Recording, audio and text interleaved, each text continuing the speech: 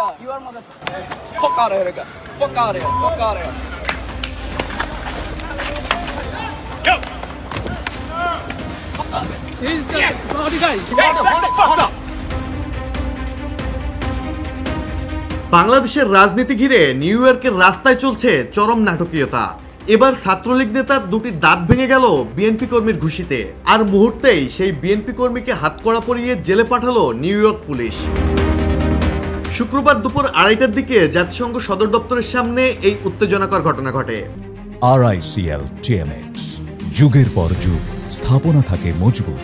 মারধরের শিকার ছাত্রলীগ নেতা হৃদয় মিয়া, যিনি যুক্তরাষ্ট্র ছাত্রলীগের সভাপতি প্রার্থী, এখন ম্যানহাটনের হাসপাতালে ভর্তি। সে সময় মার খান আরও এক আওয়ামী লীগ নেতা, নাম জেডাই রাসেল।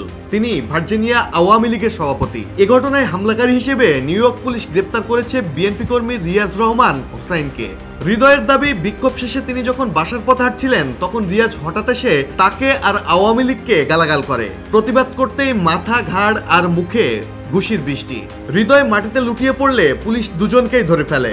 পরে পুলিশের কাছেই বের হয় চাঞ্চল্যকর তথ্য। প্রথম আঘাত করেছিলেন বিএনপি কর্মী রিয়াজ, ছাত্রলীগ নেতা হৃদয় নয়। পরে হৃদয়কে ছেড়ে দিয়ে রিয়াজকে জেলে ভরে দেন নিউ ইয়র্ক পুলিশ। অন্যদিকে বিএনপি নেতারা বলছেন এই ঘটনার পিছনে ছিল ক্ষোভ, কারণ কয়েকদিন আগেই এয়ারপোর্টে বিএনপি মহাসচিব মির্জা ফখরুল ইসলাম আলমগীরকে গালাগাল করেছিলেন এই ছাত্রলীগ নেতা। তাই রিয়াজ প্রতিশোধ হিসেবে হৃদয়ের দুটি দাঁত ভেঙে দিয়েছে বলে দাবি বিএনপির জ্যেষ্ঠ সহসভাপতি গিয়াস আহমেদের।